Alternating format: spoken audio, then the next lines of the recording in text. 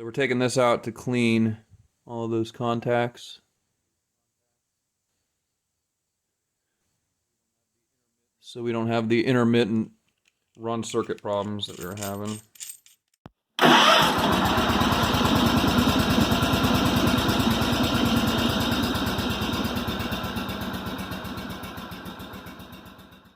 Alright, let's fix some of this crap. I'll start pulling stuff out of here and we'll take care of some of these issues we're having on this guy. So we're going to take out the ignition main key switch. We're going to take out the PTO switch, clean all that stuff. The reverse relay is coming out. So is the plug for the reverse relay. I'm going to fix this scotch locked thing here that is part of the reverse switch circuit. We're going to put in a new hour meter because this one's not working. And we're generally going to fix the wiring underneath the dash. We're going to put in a new starter solenoid too while we're at it, and a new fuse holder. And generally work over this entire area. Here's some of the new guys. There's a new starter solenoid. A new and already modified to fit hour meter. So you can see I had to shave some of this off here. I had to sand it down and cut some of the ears off it to get it to fit. This is going to be the new reverse relay. Much different than the original. It's got a sealed connector and a sealed assembly. And then same thing for the inline fuse holder. That's going to sealed too. Let's start with... let's start with the easy stuff, I guess. Pull this relay out of here. This guy had actually kind of assumed was junk, and it worked a little bit. I mean, it stuck a couple times on me, but it's old and crusty, so we're not keeping that. That's gonna go in the trash. No sense in keeping a janky old relay. Grab a crescent wrench. We'll take out the key switch over here. It's already loose. There's a nut on the back side, just spins out.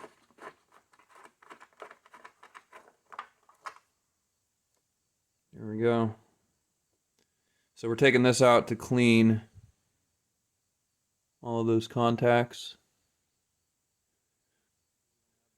So we don't have the intermittent run circuit problems that we were having.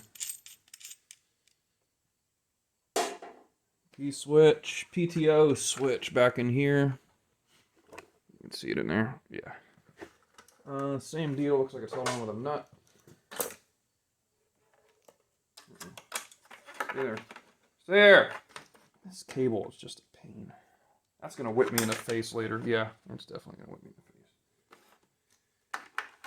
face. Nut on the back side of this switch here. It's a really shallow nut, too. I can't get it to... trying to get it to budge.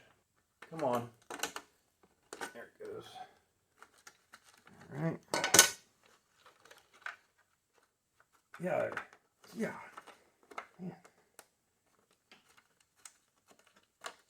Okay. There's the PTO switch. Boy, those are janky. Jeez. I don't know if I'm gonna... that one's actually got some corrosion down in the base of it too. Yeah, we'll clean them up and see what happens. I could take the switch apart. It looks like it's really easy to take apart. Maybe we'll do that. Maybe we'll take the whole switch apart. That'd be fun. Okay, those are out of there. Hour meter just plops right up out of that hole. I already did some of the work to pull it out of there. Pulled the label off, and there's 2 screws. The thing just... It basically just slides in and out. So everything is removed. Where do we start now? Oh, we got to get the fuse and the solenoid out of there. Yeah, let's get those out of there. We got main juice from the battery coming in here, so let's disconnect that. Shouldn't take much. I think the new one, the new solenoid I've got is not case grounded. I think I need to add a ground, which is not a big deal, but it will be a little different than this one.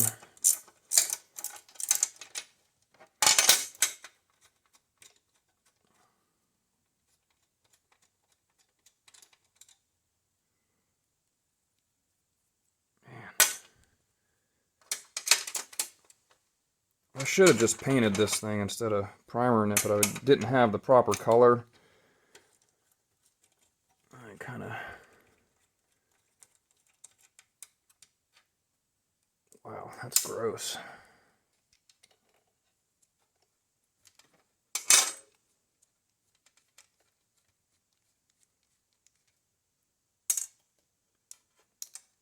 Wow, that fuse holder is just... That thing is roached. All this stuff is just terrible. Like this solenoid connection here. Wow.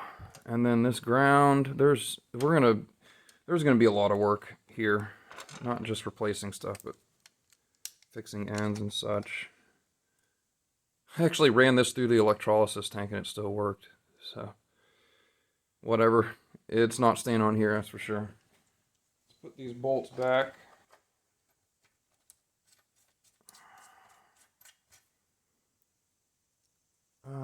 I really want to just take the voltage sensor out. That's an Allen. I don't want to mess with that right now. So, the other side of the fuse. So the other side. This is the main fuse for the system. Red coming from the starter solenoid post. Black going back into the harness. I'm just going to cut as much as I can on this side of it, and we'll just take it out of there. Just place it in. Just come over here and snipper up here somewhere. Those are pretty crusty.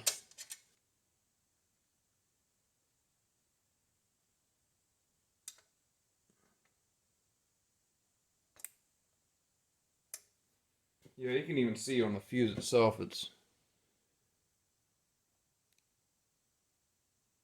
just crusty, man. Some of this stuff might have worked okay for a while, but I'm not taking any chances. The wiring is just, it's so simple to fix. And it makes things so much easier in the long run, rather than just ignoring that the problem's there. So, let's start by addressing the key switch, since that's a pretty simple thing to do, and it's just basically cleaning. That'd probably be the first step. Take care of this guy. And then also the mating connector. I'm going to do that for any connector that I'm keeping in the harness. I'm going to clean the terminals on the mating connector too. So we've got this guy here and here for the key switch. What I do for the Packard connectors is I have a points file that I've ground down a little bit on the end so it's not as wide and it can fit into the terminals here, and then the stuff coming out of there, I can wiggle it in there just to get most of the stuff out of there until it starts moving more freely. Right now they're pretty crusty, so they're going to take some work.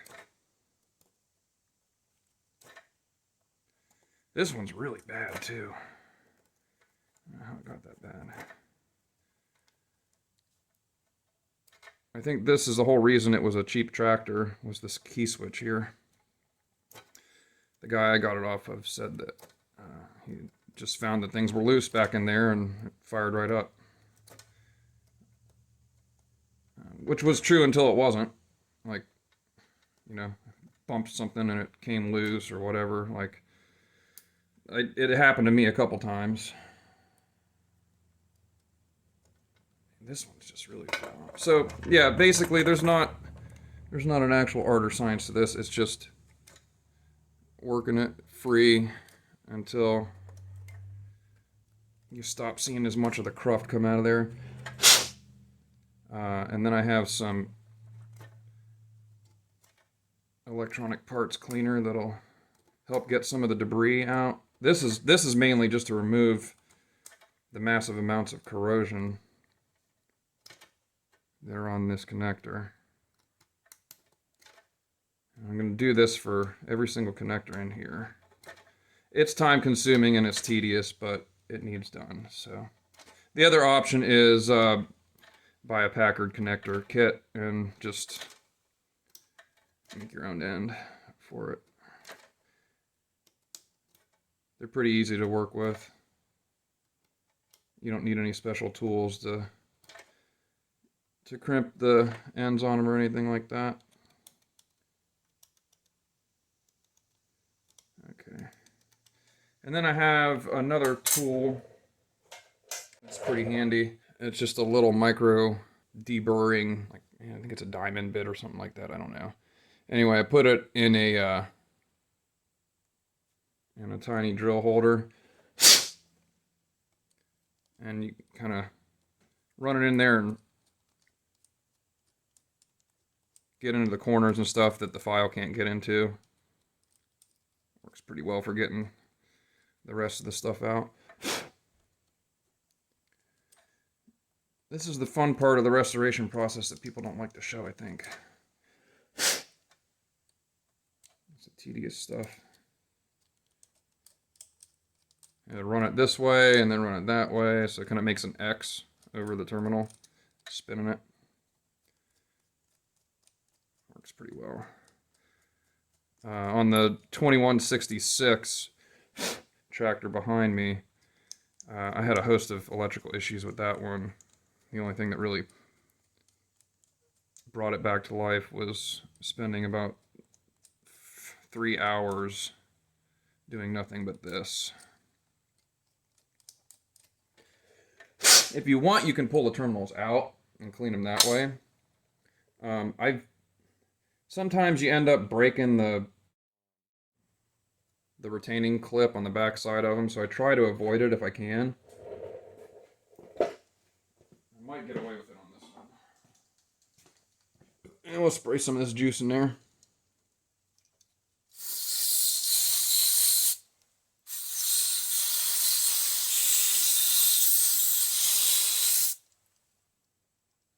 A little compressed air in there. See how we look. It's better-ish. Starting to see a little bit of the tin on it.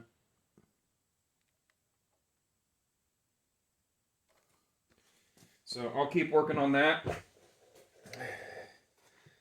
And then I'll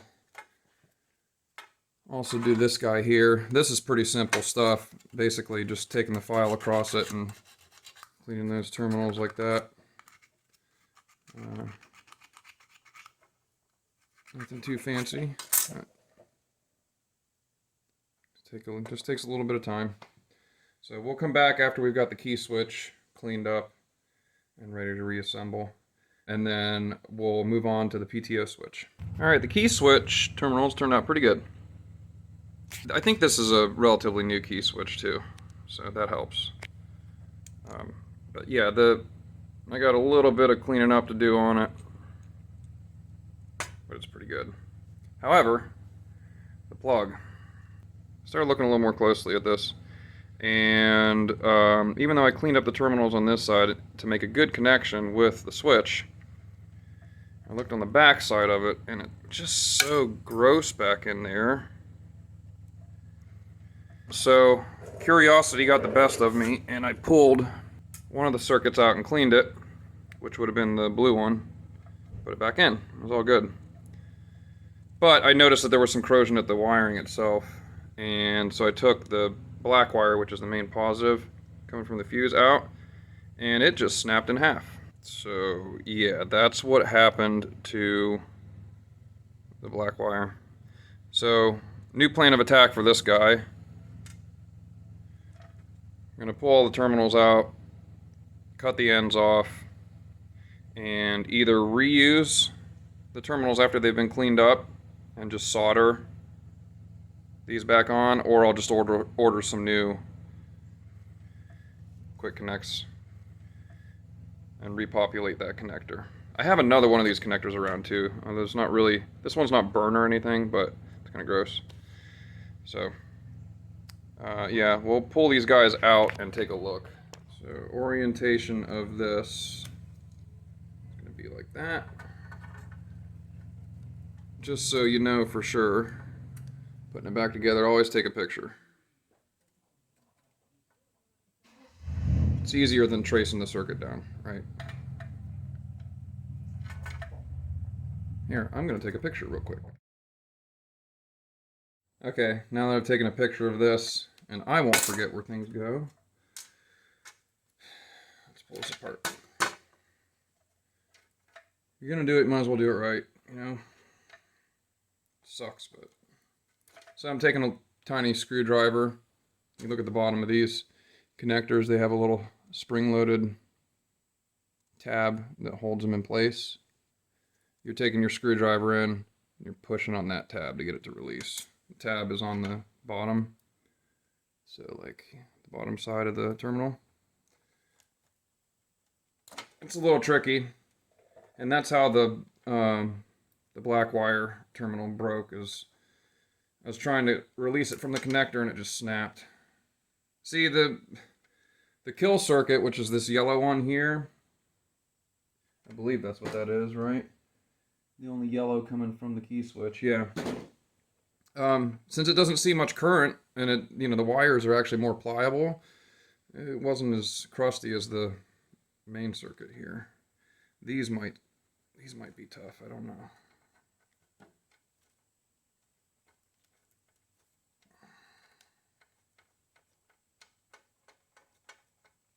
Yeah, it doesn't feel right. Does not feel right.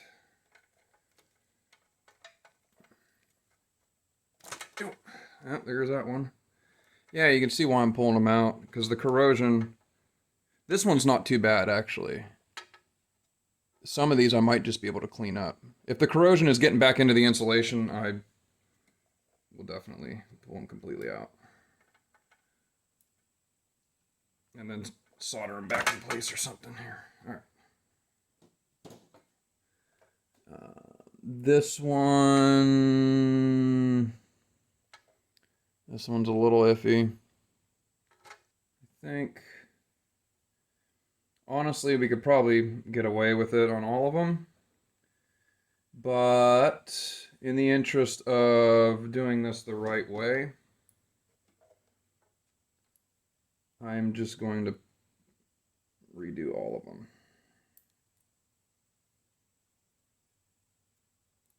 Yes, it's tedious, but I think what I can probably do, if I don't have these connectors, is just snip it, lay the wire in there, and solder it. It'll probably be just fine. I mean, I'd rather it go down into the terminal there, but no big deal. Alright, so we'll start with the one that we know for sure. This is the one that snapped. So we'll start with that one. How far back does the corrosion go? Not very far. Alright, is it bad? No, it's not terrible. There we go. Yeah, it's okay back in this area. I think it'll be okay. Over here it is certainly not, though. We'll just try soldering this one and see how it goes.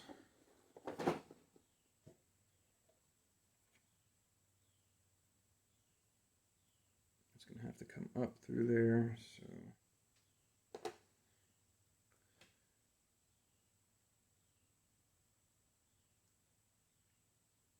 there you go. That should work. All right, so that took a little bit of fumbling around to figure out what the best method was going to be. I ended up taking the two worst ones, which were the black wire and the blue one. When I pulled these terminals out, those were the ones with the most corrosion on them. So I snipped those back to clean wire and soldered it back to the terminal.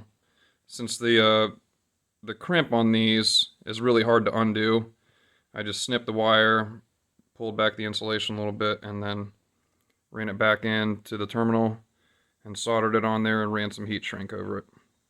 And then cleaned up the terminals and opened up the locking pin so they'll go back into place. And then I found a better Packard connector that I had laying around, which looks a little better than this chewed up one.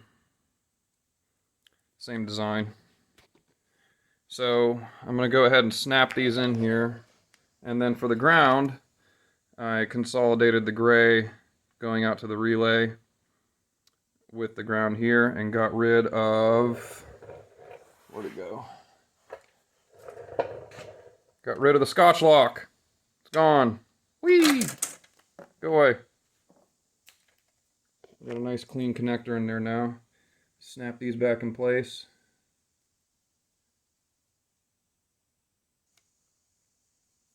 Is that not enough of a tab there to grab that?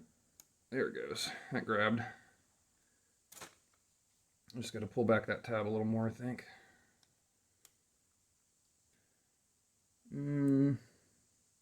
Yeah, right there. Right here at the very end, I got to take some of that off, it looks like.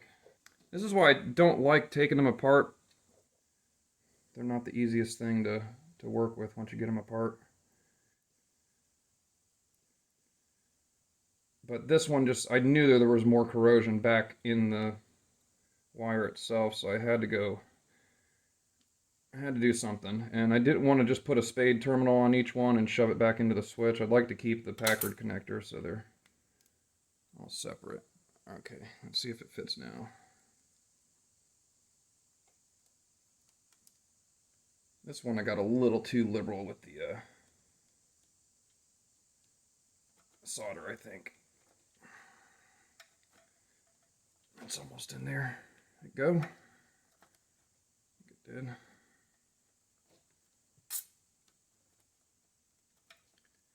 Yeah, I think it's in there. All right.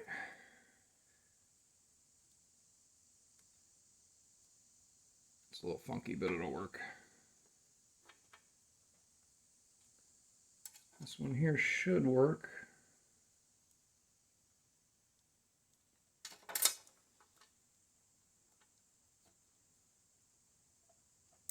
Yep, that one snapped. I heard it.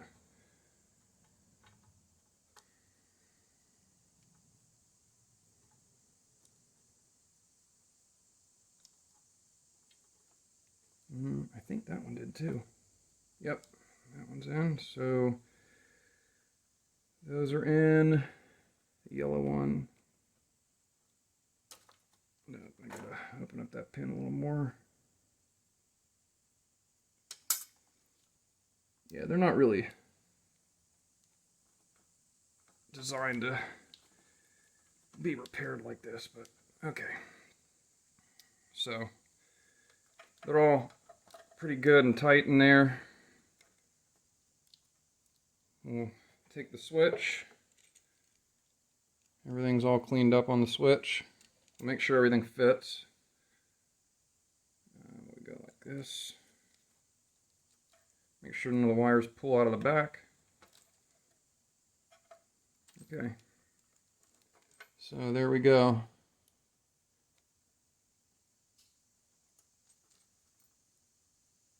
And then the ground, come up over here. And I used a spade terminal here that's got insulation all the way down the end of it so it won't interfere with anything. There we go.